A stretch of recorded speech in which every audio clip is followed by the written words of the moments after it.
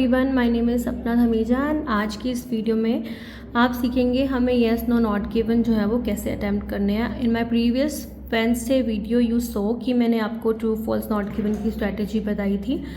Yes no not given भी उसी तरीके से आपको करना होता है। सो विल अंडरस्टैंड कि हमें क्या रूल्स फॉलो करने हैं, क्या स्ट्रैटेजी फॉलो करनी है। ज़्यादातर student yes no not given के टाइम पे गेस वर्क करके अपने आंसर्स लगाते हैं, but this is wrong. Yes no not given को करना बहुत ही ईजी है with the help of keywords and blinkers. अगर आप कीवर्ड्स और ब्लिंकर्स को ध्यान में रखते हैं तो येस नो नॉट गिवन को ईजीली अटैम्प्ट कर सकते हैं। So just have a look over this. आपको सबसे पहले एक बार टाइटल को ध्यान में रखना है कि what's the title of the topic. Look who was talking. We began talking as early as 2.5 million years ago, writes Stephen Oppenheimer. It what drove the growth of our brains. तो topic is about कि 2.5 million years अगो हमने बोलना शुरू कर दिया था। ये Stephen ने राइट किया है। हमने सबसे पहले अपना क्वेश्चन फाइंड आउट करना है कि what is the question. So हमारा क्वेश्चन यहाँ पर है, finding show early humans could have been speaking 2.5 million years ago. So अब आप खुद देखिए कि इसमें ब्लिंकर क्या हो सकता है। इसमें एक नंबर गिवन है जो बहुत इजीली आप फाइंड आउट कर सकते हो पैसेज में। उसके अलावा इसमें एक फाइंडिंग्स की बात हुई है, तो फाइंडिंग को भी आप रीडिंग पैसेज में बड़े आराम से जो है फाइंड आउट कर सकते हो, क्योंकि फाइंडिंग का मीन होता है कोई स्टडी, कोई रिपोर्ट, कोई एविडेंस या फिर कोई ऑब्जर्वेशन, कोई रिसर्च। तो ये दो कीवर्ड हैं आपके पास। सबसे पहले आप अपने कीवर्ड को मार्क करिए रीडिंग पैसेज के अंदर स्कीमिंग और स्कैनिंग की हेल्प से। सो स्कीमिंग स्कैनिंग आपको पेंसिल से करनी होती है और अपने कीवर्ड जैसे ही आप स्कीमिंग स्कैनिंग करेंगे then you will find your keywords. मुझे कीवर्ड मिला 2.5 मिलियन ईयर्स अगो और मुझे एविडेंस सजेस्ट दैट ये भी कीवर्ड मिला, यानी कि मेरी फाइंडिंग्स की बात यहाँ पर हो रखी है। सो what is the question? Question is that findings show early humans could have been speaking 2.5 million years ago. अब आपने क्वेश्चन को समझना है। अगर स्टेटमेंट अग्री करती है तो आंसर येस होगा और कॉन्ट्राडिक्ट करती है तो नो। तो फाइंडिंग शो करती है कि अर्ली ह्यूमंस ने 2.5 मिलियन ईयर्स अगो बोलना शुरू कर दिया होगा। तो क्या ये बात फैक्ट है? सो यहाँ पर हम देखते हैं, in the absence of paleo cassette recorders और a time machine the angina might seem insoluble, but analysis of recent evidence suggests we may have started speaking as early as 2.5 million years ago. It means कि हमारी जो statement है वो इसके साथ agree कर रही है, then answer would be yes. So देखा कितना इजी था इसे फाइंड आउट करना। कीवर्ड फाइंड आउट करें, अंडरस्टैंड करें क्वेश्चन को, कीवर्ड या ब्लिंकर को फाइंड आउट करके और क्वेश्चन को अंडरस्टैंड करके आप बड़े आराम से येस नो नॉट गिवन को कर सकते हैं। हमारा सेकंड क्वेश्चन है, genetic variation in human explain why we speak different language.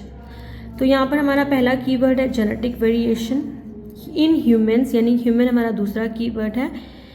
Speak different languages, different language हमारा जो तीसरा कीवर्ड है। सो ह्यूमन जो है हम यहाँ पर नहीं लेंगे, क्योंकि ह्यूमन बहुत ही कॉमन वर्ड है, पूरे रीडिंग पैसेज में बार बार रिपीट हो रहा है, तो आपको जो लीस्ट कॉमन वर्ड है उसको ब्लिंकर मानना है। तो जेनेटिक वेरिएशन और डिफरेंट लैंग्वेजेस, तो हम अपनी रीडिंग पैसेज में इसको वेरीफाई करेंगे कि कहाँ पर इसके बारे में बात हुई है। जैसे ही आप स्कीमिंग स्कैनिंग इस पैसेज को करेंगे तो यहाँ पर आपको अपना कीवर्ड दिखाई देगा, genetically hard wired into our brains in a kind of language organ. उसके बाद हमें थोड़ा सा और भी देख लेना है कि कहीं और तो इसके बारे में नहीं बात हुई है। So will just try to find out. तो इस पेज पर यहाँ इसके बारे में, जेनेटिक के बारे में सिर्फ एक ही जगह बात हुई है। तो वी ट्राई कि हमारा क्वेश्चन क्या है, वी अंडरस्टैंड कि हमारा क्वेश्चन क्या है। हमारा क्वेश्चन है genetic variation in a human explain why we speak different languages. Genetic variation किसी भी ह्यूमन में एक्सप्लेन करते हैं कि हम डिफरेंट लैंग्वेजेस क्यों बोलते हैं। जो हमारा कीवर्ड था, लेट्स सी कि वहाँ पर क्या इन्फॉर्मेशन है। So see here, specifically the spoken word appear suddenly among modern human between 35,000 and 50,000 years ago, and the ability to speak words and use syntax was recently genetically hardwired into our brains in a kind of language organ. सो अब आपको समझ आ ही गया होगा कि यहाँ पर genetic की बात कर रखी है, लेकिन हमारे क्वेश्चन से इसका कोई लेना देना नहीं है। हमारा क्वेश्चन जो है वो कुछ और ही कुछ बात बोल रहा है। सो हमें अपने कीवर्ड को दोबारा से नेक्स्ट फाइंड आउट करते रहना है until unless we find the keyword. हम नेक्स्ट पेज पर जाकर भी फाइंड आउट करेंगे कि हमारा जो कीवर्ड है वो कहाँ पर गिवन है। सो ह्यूमन को आपने इग्नोर करना है। सो राइट, यहाँ पर मुझे अपना एक कीवर्ड दिखाई दिया जैसे मैंने स्कीमिंग स्कैनिंग स्टार्ट करी।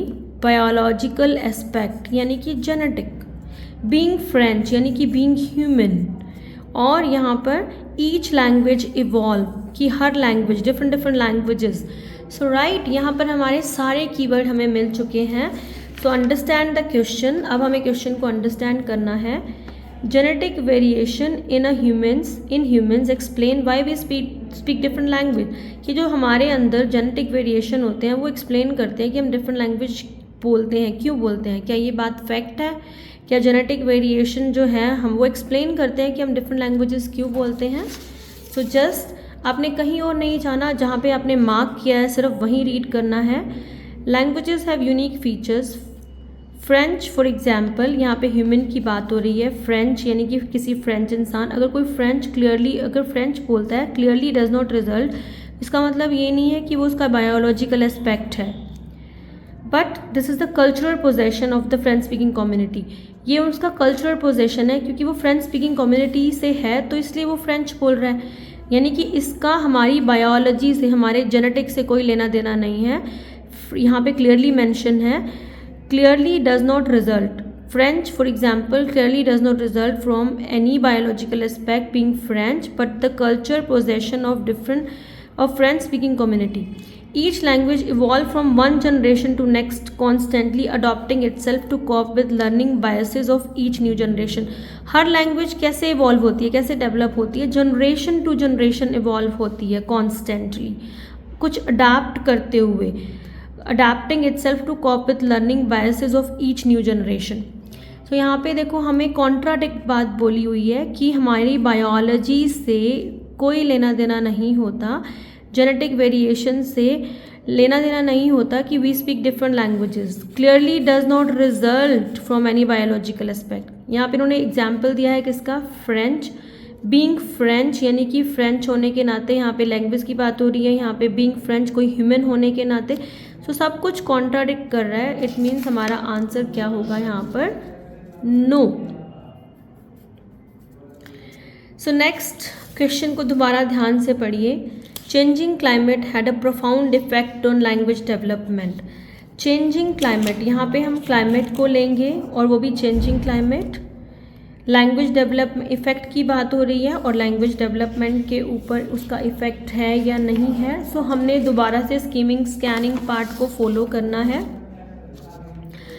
हमें एनवायरनमेंट, क्लाइमेट, इस तरीके से कुछ वर्ड फाइंड आउट करने हैं अपने पैसेज के अंदर। So will do this.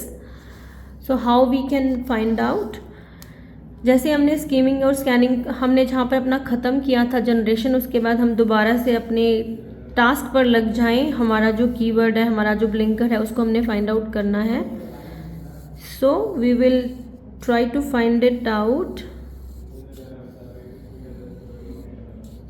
हाँ, सो यहाँ पर हमें जो है कुछ समझ में आ रहा है कि कुछ यहाँ पर एनवायरनमेंट से रिलेटेड बात कर रखी है, क्योंकि whether took decide turn for the verse.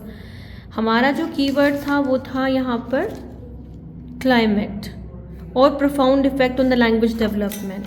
सो यहाँ पर वेदर के बारे में बात हुई है एंड उसके बाद यहाँ पर लैंग्वेज की इफ़ेक्टिवनेस के बारे में बात हुई है। यहाँ पर एक और कीवर्ड है वर्जनिंग एनवायरनमेंट।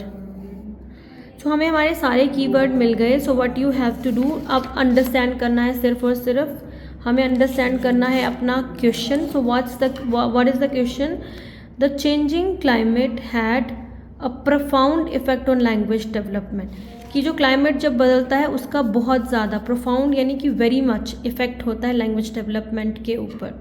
सो क्या ये बात बोली है इस ब्लिंकर्स के पास जो हमने फाइंड आउट किए हैं?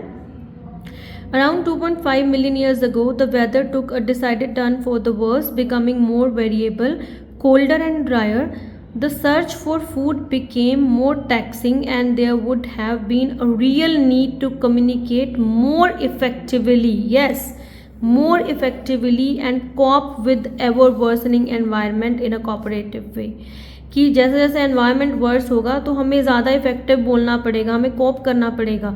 Communicate more effectively and cope with the ever worsening environment in a cooperative way.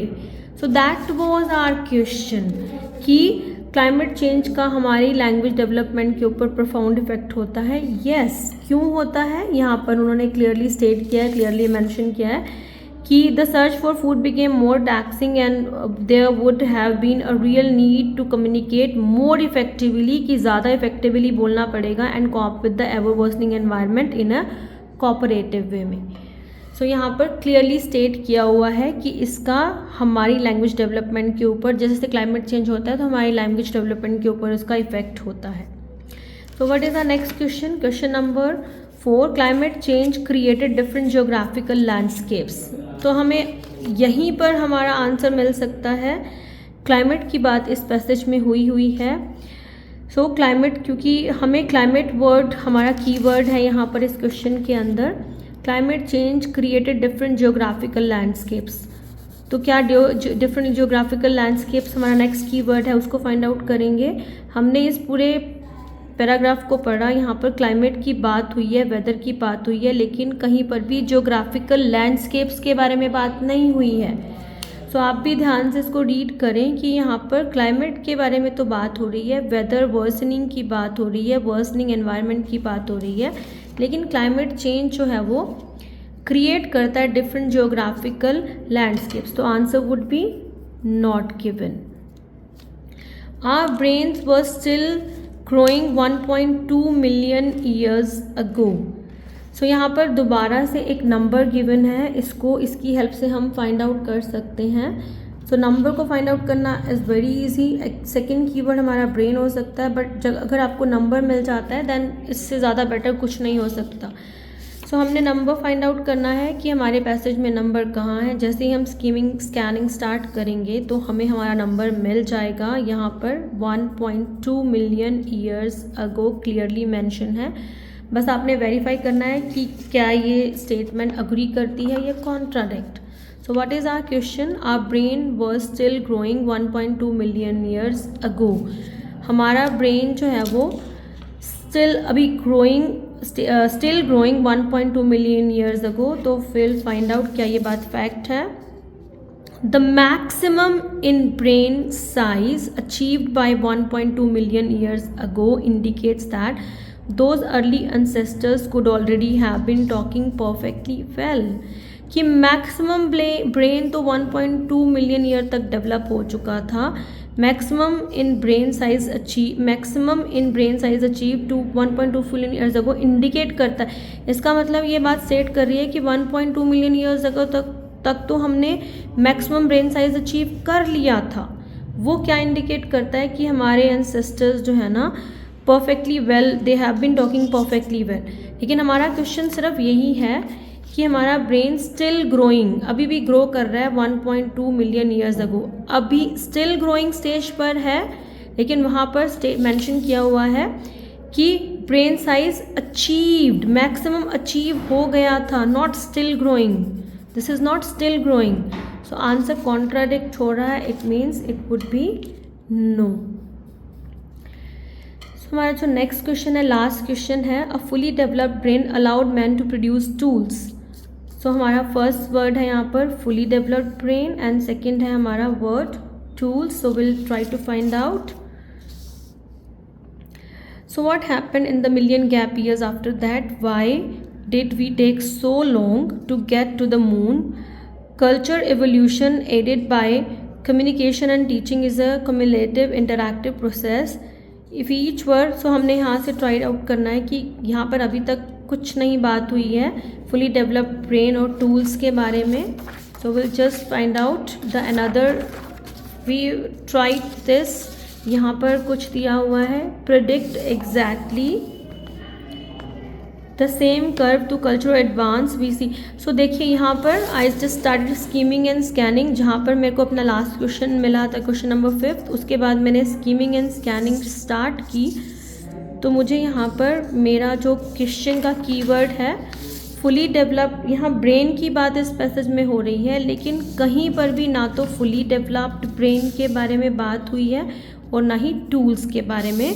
So I have read it कि यहाँ पर कुछ ऐसा मेंशन नहीं है इनके आसपास। So it means answer would be not given. Answer would be not given. So guys, you understood, I hope.